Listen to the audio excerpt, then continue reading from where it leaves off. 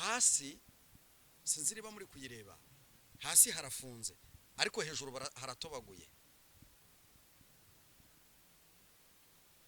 Imitima y'abahanuzi benshi, ibiteri by'ibyaha byagiye byizika munsi bikagenda bikitsindagira, ariko kuko hejuru hatobaguye, niyo mpamvu turi kubabona benshi baza bigamba uko basambanaga, abandi bakigamba uko banywaga inzoga, abandi bakigamba uko bicaga, abandi bakigamba ubugome n'ubugambanyi bagiye bakora, kandi byitwa ngo barabahanuzi. Igihe kigiye kugera kugira ngo iyi myenge yose ubona yikundisha abantu, muratinyutse muyitinyishije abantu, mugaragaje ko ari Imana idakora, mugaragaje ko ari Imana idakiranuka, mugaragaje ko ari Imana itarengera abantu bayo, mugaragaje ko ari Imana idatanga agakiza, kubera ko ibyo yabahaye mwabirenzwemo, murangije mubyikinaguramo, abantu bose bituma batinya Imana. Imana irababaye, Imana irababaye, Imana irababaye. Iyi Mana yigeze yitegereza Sodomo na Gomora, yitegereza ibyaha bihabera, irangije irareba, irangije iragambira, iravuga ngo nzarimbura isi kandi nyirimbure n'ibihumeka byose nzabikuraho. Iyi ni Imana kubw'ububabare yari yatewe ndetse n'abantu. Wibwira ko abatarayimenye bashobora kuyitera ikibazo kiremereye cyangwa bayitera uburakari, ahubwo abakizwa bagakizwa nabi, byarangiza bonekamo n'abapasteri cyangwa se abavuga butumwa cyangwa ba mama pasteri, turababona. Ariko ugasanga nabo ubwabo cya kintu kiremereye n'umuntu udasenga yagakwiye kubatinya, nibo bari kugitinyuka. Ese ko mumaze gutinyisha Imana abantu, mwagakwiye kuyikundisha abantu, ibyago bikaba bibagezeho, muzarengerwa n'iki? Muzatabarwa nande? Ninde uzabarengera? Aravuze ngo Imana yamubwiye cyangwa se Imana yamutumye, ariko ejo tukabona amafoto ye ari mu kabari ari kunywa inzoga, tukabona amafoto ye yicaranye n'abagore batarabe, ejo tukamubona amafoto ye yabyaye hanze, ejo tukabona arimo aranywa itabi. Mu by'ukuri ukibaza ngo ni gute umuntu ashobora gufatanya kunywa itabi, ugafatanya gutongana, ugafatanya guteranya, ugafatanya gusambana no guhanura, kandi ukumva nta kintu bikubwiye. Ugasanga uri umuhanuzi ariko muri wowe harimo kamere yo kwibasira abantu. Iyi Mana yabahamagaye ikabakura kurya ibitogosanyo, ikabahereza ibikaranze. Iyi Mana yabakuye mu nzara ikomeye cyane, ikabakura mu kwambara ubusa, ikabakura mu ruzerero, yarangiza ikabahereza icyerekezo. Niyo Mana murangije mutukishije abantu aho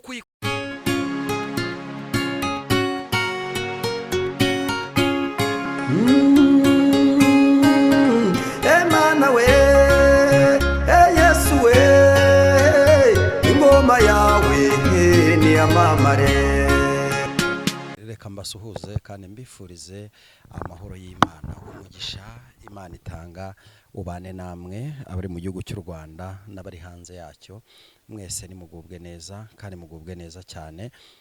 Wakoze cyane kubana natwe, wakoze cyane gushyira urushinge ahangaha, byari bikwiye kandi ni byiza, ni iby'igikundiro yuko uza ukabana natwe muri iki kiganiro cy'uyu munsi wa none.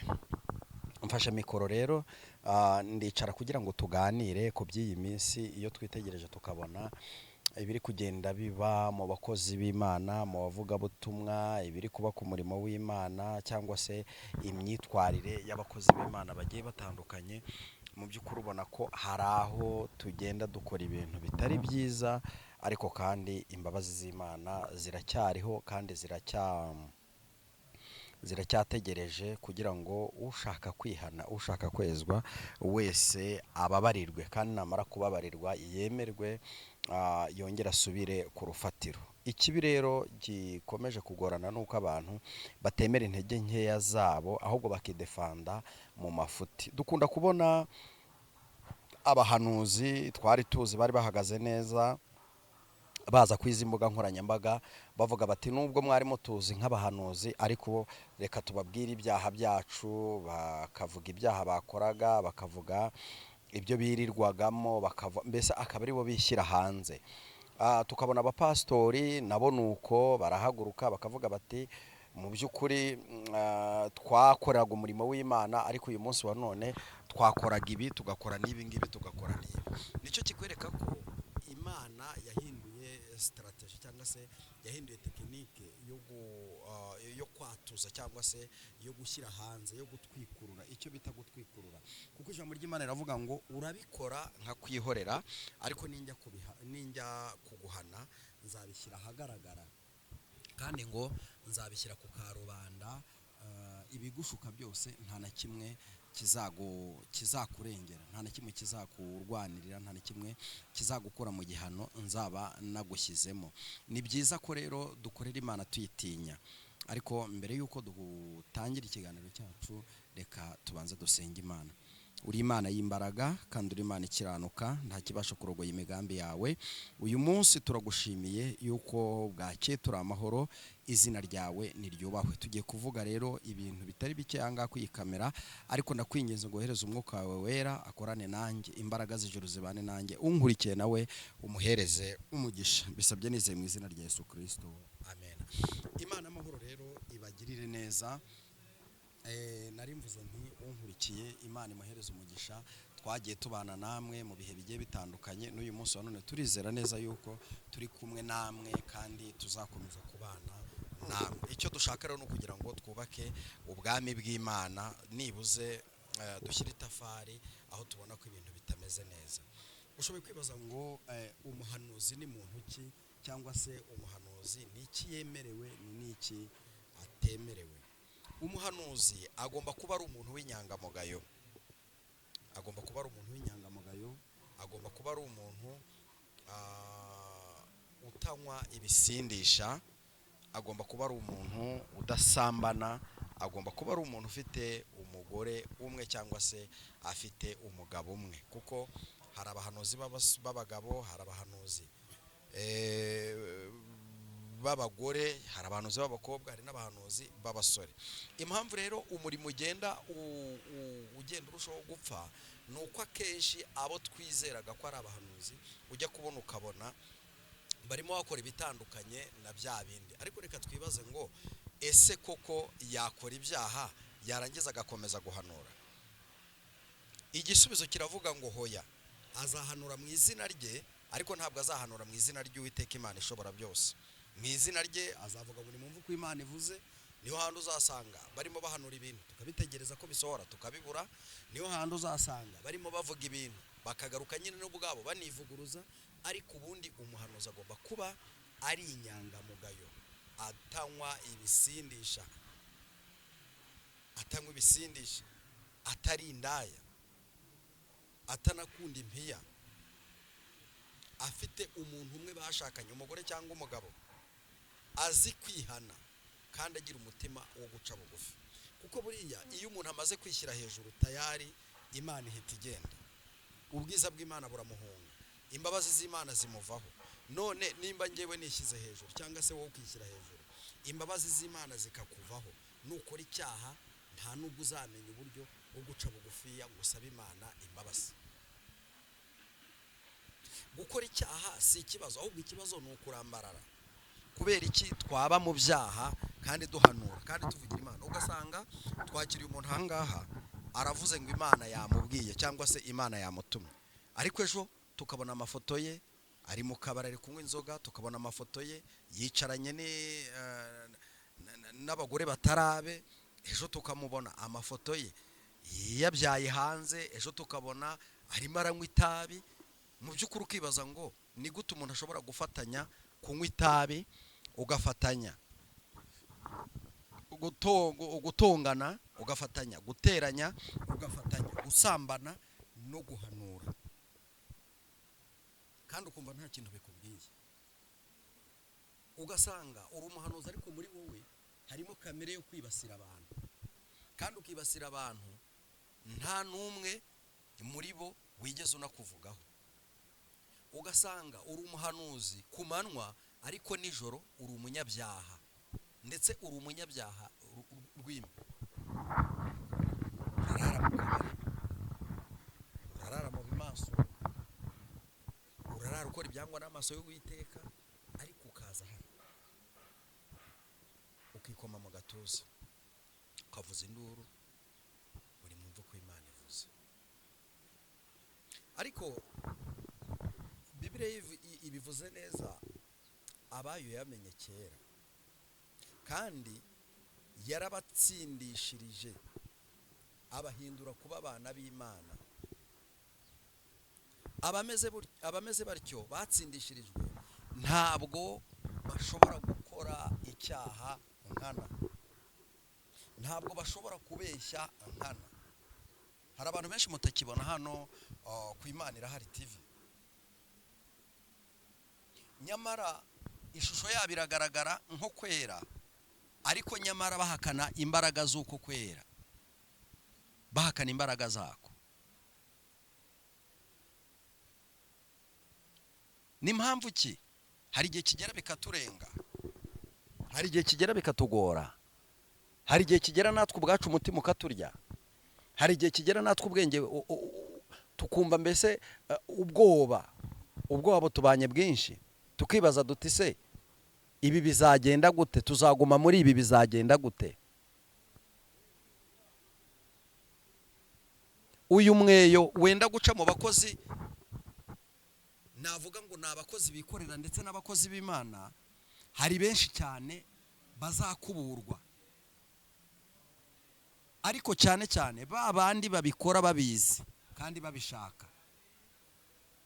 Hari benshi cyane bazahura n'umweyo, hari benshi cyane bazahura n'umweyo kandi Imana yari yarabagiriye icyizere ikabagabira uyu murimo, ikabagabira kurira kuri aka gatuti. Imana ishimwe. Ariko Imana yo ntabwo yifuza kugukubura, nta nubwo yifuza kukugirira nabi, ahubwo irashaka ngo uyigarukire, nayo irakugarukira. Utera intambwe imwe gusa, nayo iratera 99 gusanga. Ni igihe cyo kugira ngo buri muntu wese yitekerezeho. Ndi umuhanuzi, ariko se mbikora mu kuri? Ndi umupastori, ariko se mbikora mu kuri? Ndi umuvugabutumwa, ariko se mbikora mu kuri? Ndi umuririmbyi, ariko se mbikora mu kuri no mu mwuka? Ni byiza kubikora mu kuri, ariko tunabikore no mu mwuka. Ni igihe cyo kugira ngo twitekerezeho. Akenshi dukunda kuza turi gukosora abandi, ariko twebwe ntabwo dushaka gukosorwa. Ntabwo dushaka gukosorwa, kandi rimwe na rimwe twera imbuto mbi no mu baduhamagara ngo tubasengere. Twera imbuto mbi no mu baje badusanga batugana kugira ngo tubereke Yesu Kristo. Twebwe twamaze mbese ugasanga abantu bamaze kwinjirira kugeza ubwo ahita agaragaza ububi bwe, intege nkeze. Hahandi ujya kumva ngo yasambanye, hahandi ujya kumva ngo umuntu yaje gusenga amufata ku ngufu, umuntu yaje gusenga amurya amafaranga, umuntu yaguhamagaye yari muri Canada cyangwa muri Amerika ngo banze utange igitambo. Ukibaza se uyu murimo w'Imana wahinduye uburyo mwaje gusanga mukora mu buryo butari bwo, murangije mushyiraho iyanyu tekinike ndetse na strategy yo kuwukora.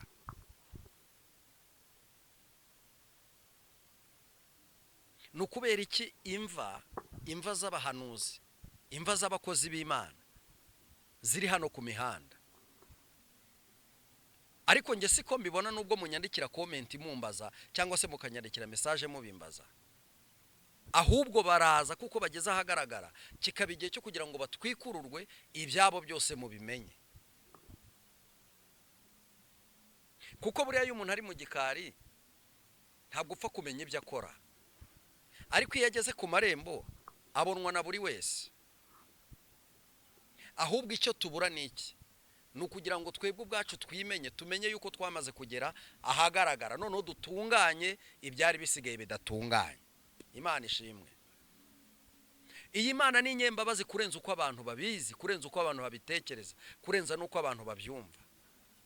Kuko imbabazi zayo ntabwo zirobanura ku butoni, imbabazi zayo ntabwo zireba umugufi cyangwa muremure, imbabazi zayo ntabwo zireba inzobe cyangwa igikara, ahubwo imbabazi za Yesu Kristo zigera kuri buri wese ufite umutima umenetse kandi uciye bugufiya. Ni byiza ko dukora uyu murimo wa Data tutagiweho n'umugayo. tukubaka ubwami bw'Imana mu by'ukuri tudashidikanya, tudacitse intege. Kuko nubwo biruko ntabwo abantu bose bagakwiye kubaho bizeye kurimbuka kurenza kwizera ubugingo. Ariko uyu munsi wa none hari benshi bavuga bati twararangiye tuzarimbuka, ariko ukabona n'abandi baravuga ngo nabariya bazarimbuka. Ariko cyagakwiye kuba ari igihe cyo kuvuga ngo twateye intambwe, twanga icyaha n'igisa nacyo, twarahagurutse dufata iya mbere, twubaka umurimo w'Imana, tuvugira Imana mu kuri no mu mwuka, tuzajya mu ijuru, tuzabona ubugingo. Kuko twese nibwo duharanira. Abari mu cyaro basenga, nabo nzi neza ko abasenga mu kuri no mu mwuka baharanira ubugingo. Abari mu mujyi wa Kigali basenga mu kuri no mu mwuka, nabo baraharanira ubugingo. Ntabwo bikwiriye kugira ngo dusenge natwe ubwacu imitima iducira urubanza, ahubwo tubanze dutunganye bidatunganije. Kuko Kristo yaravuze ngo nimugende mu mahanga yose mubwiriza abantu ubutumwa bwiza,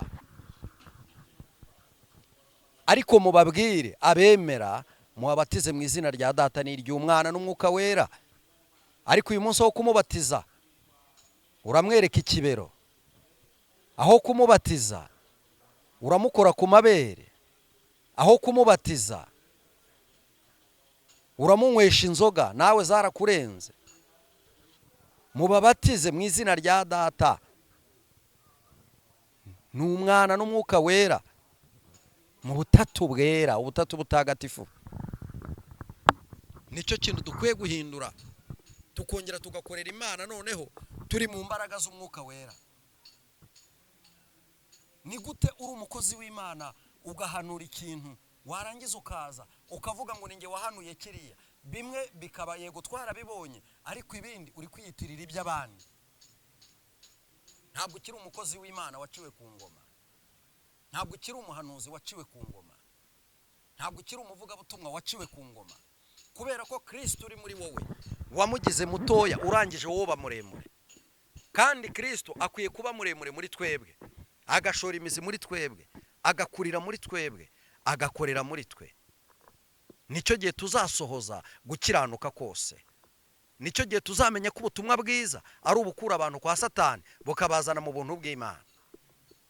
Nicyo kizatuma tumenya yuko ubutumwa bwiza ari ukubwira abantu kwanga icyaha n'igisa nacyo, ubundi bagakora ibyiza bishimwa n'Imana. Buri munsi turumva ngo umuntu yishe undi, ikindi gihe tukumva ngo umuntu yakoze icyaha runaka. Ariko si byo ngibyo kuki bikomeza kuba byinshi kandi abasenga ari benshi. Rimwe na rimwe dusanga habonekamo n'abapasteri cyangwa se abavuga butumwa cyangwa abamama pasteri, turababona. Ariko ugasanga nabo ubwabo cya kintu kiremereye n'umuntu udasenga yagakwiye kubatinya nibo bari kugitinyuka. Ese ko mumaze gutinyisha Imana abantu, mwagakwiye kuyikundisha abantu, ibyago bikaba bibagezeho, muzarengerwa n'iki? Muzatabarwa nande? Ninde uzabarengera? Iyi Mana yabahamagaye ikabakura kurya ibitogosanyo, ikabahereza ibikaranze. Iyi Mana yabakuye mu nzara ikomeye cyane, ikabakura mu kwambara ubusa, ikabakura mu ruzerero, yarangiza ikabahereza icyerekezo. Niyo Mana murangije mutukishije abantu, aho kuyikundisha abantu muratinyutse, muyitinyishije abantu. Mugaragaje ko ari Imana idakora, mugaragaje ko ari Imana idakiranuka, mugaragaje ko ari Imana itarengera abantu bayo, mugaragaje ko ari Imana idatanga agakiza. Kubera ko ibyo yabahaye mwabirenzwemo, murangije mubyikinaguramo, abantu bose bituma batinya Imana. Imana irababaye, Imana irababaye, Imana irababaye. Iyi Mana yigeze yitegereza Sodomo na Gomora, yitegereza ibyaha bihabera, irangije irareba, irangije iragambira, iravuga ngo nzarimbura isi kandi nyirimbure n'ibihumeka byose nzabikuraho. Iyi ni Imana kubw'ububabare yari yatewe ndetse n'abantu. Wibwira ko abatarayimenye bashobora kuyitera ikibazo kiremereye cyangwa bayitera uburakari, ahubwo abakizwa bagakizwa nabi, byarangiza bikabatera umwaku, bakaboneraho gutukira Imana. Nibo bantu batuma Imana irakara, ikatwima imvura mu gihe cy'imvura, ikatwima izuba mu gihe cy'izuba, ikatwima umusaruro mu gihe cyo kweza. iyi mana iyo wayinejeje itanga imigezi mu butayu igatembesha mu kidaturwa, abarimo bose bakagubwa neza, bagatungwa na manu ituruka mu ijuru.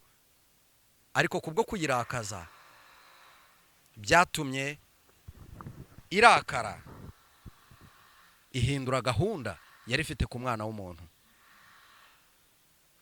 uwayimenye iramuteturura, uwayimenye imugira umusirimu, ikamusirimura aho yaciye bamuca igicu, ariko akahaca afite umucyo ndetse agashimwa n'abantu ndetse n'Imana. Ikamusiga ubwiza, ikamusigiririza, ukibagirwa ko wavukiye mu nzu y'ubwatsi kuko wigaragura mu makaro iyo wayinejeje. Ibi ntabwo bisubirwaho. Nubwo wigaragura mu makaro no mu makaroni, hari igihe uzasubira mu mvumbaguzi, ugasubira mu bishangara, ugasubira mu bwatsi, ugasubira iro debari yongiyo kwa Makiri, aho uzarira ntihagire n'umwe uguhoza, kuko iyo yakugiriye neza warongeye uyikoma mu nkokora ndetse uyibyoroga icumu mu nkovu, urongera umusubiza ku musaraba, kandi yarazanywe no kukwitangira ndetse no kugupfira kugira ngo witwe umuntu kandi utari mwene muntu. Birakwiye yuko duhindukira tukongera tugakora ibyiza, tugatandukana n'ikibi n'igisa nacyo, kuko Kristo icyamuzanye ni ukugira ngo adukize icyaha kandi aduhereze ubuntu, aduha amahoro, aduhereze amaraso ye tuyigaraguyemo igihe twacumuye. Tumugarukire atubere ibyiringiro kandi atubere ku rugamba, aturwanira intambara nini n'intoya, kuko ni Imana ishoboye kandi iravuga bikaba, yategeka bigakomera. Iyi myitwarire y'abakozi b'Imana ndetse n'abahanuzi, iyi myitwarire yacu twe tubarizwa muri pastorale, itumye benshi batinya Imana bagakwiye kuyitinyuka, itumye bayitera umugongo bagakwiye kuyirebesha amaso, itumye bayikanga bagakwiye kuyihamagara bagasabana nayo. Akaga karaje. Nta kibazo izagirana n'umupagani, nta kibazo izagirana n'utarayimenye, ahubwo ikibazo gifitanye n'uwayimenye, yarangiza akabikora yigiza nkana, akayibamba akayisubiza ku musaraba, kandi yagakwiye kuyitangira ubuhamya bwiza, akavuga uko Imana ikiza, igakura umuntu mu cyaha, yarangiza ikamushyira hejuru, ikamuhindura uwera wemerwa n'Imana, akandikwa mu gitabo cy'ubugingo. Iyi ni puberi. Iyi puberi mu by'ukuri hasi sinziriba muri kuyireba, hasi harafunze ariko hejuru haratobaguye. Imitima y'abahanuzi benshi, ibiteri by'ibyaha byagiye byizika munsi bikagenda bikitsindagira, ariko kuko hejuru hatobaguye, niyo mpamvu turi kubabona benshi baza bigamba uko basambanaga, abandi bakigamba uko banywaga inzoga, abandi bakigamba uko bicaga, abandi bakigamba ubugome n'ubugambanyi bagiye bakora, kandi byitwa ngo barabahanuzi. Igihe kigiye kugera kugira ngo iyi myenge yose ubona yifunge, nimara kwifunga hamere nk'ara hasi, ibyo byaha byawe byose byitsindagiremo, kandi nimara kwitsindagiramo kuzura, umutima uraza kubastinga umeneke kubwo kwanga kumvira Imana.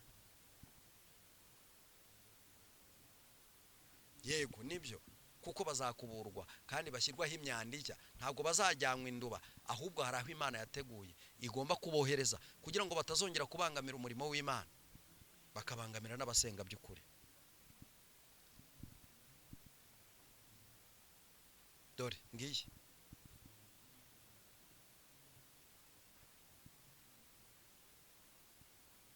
benshi bazajyanwa n'imyanda, benshi bazarundanwa nayo, bapakiranywe nayo, kandi barahoze bavuga ngo ntabwo twebwe turi imyanda, bakagaragaza ko ari abera, kandi ishusho yabo ikagaragara nk'abera, ariko imbaraga zabo zihakana uko kwera, imitima yabo ihakana uko kwera. Ibintu birahindutse. Uwasengaga rimwe nasenge kabiri, uwasengaga kabiri asenge gatatu, uwasengaga gatatu asenge kane, kuko ni igihe cyo gutanga imbaraga ku bisunza Imana, kuko ari igihe cy'ubuhenebere bukabije. abenshi turababwira bakavuga ngo turakabya gukiranuka, ariko ntabwo dukabya gukiranuka. Ujye witegereza iminsi n'ibihe, uzasanga amazi atakiri ya yandi, maze wisama utarasandara.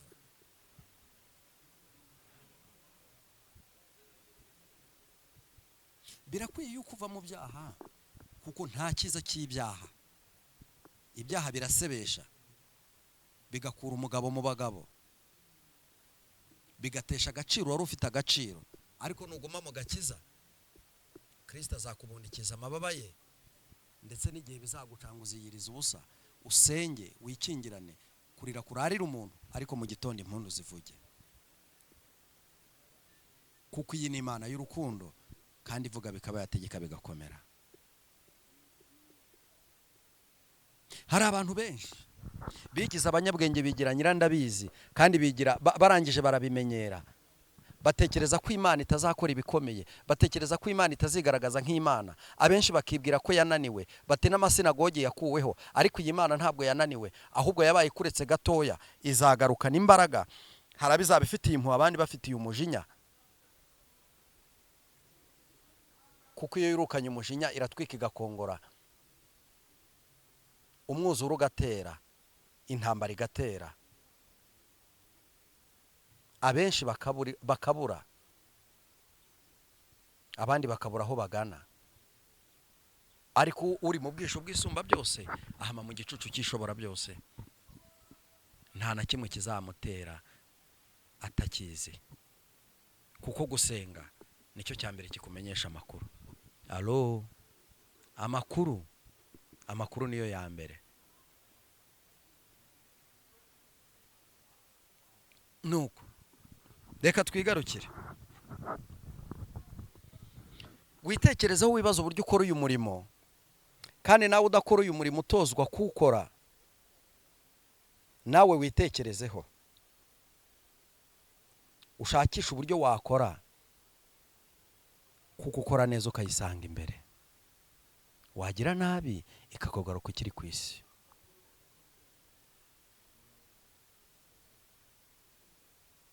Nuzaba uri kumwe nayo ukagendana nayo, ntuzatinye ibiteye ubwoba bya nijoro, kuko ni inyembaraga.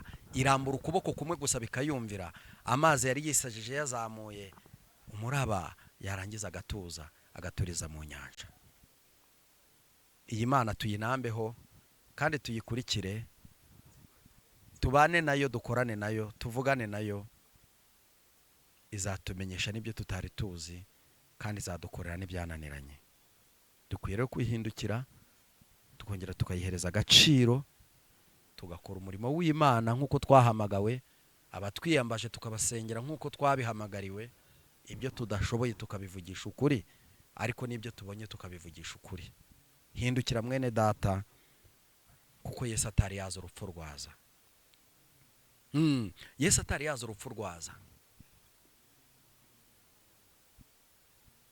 Yesu atari yaza urupfu rwaza, kandi urupfu rutaraza Yesu nawe yaza, azatungurana. Muri byose twange cyane igisa nacyo, mu izina rya Yesu Kristo, amen. Wakoze cyane kubana natwe.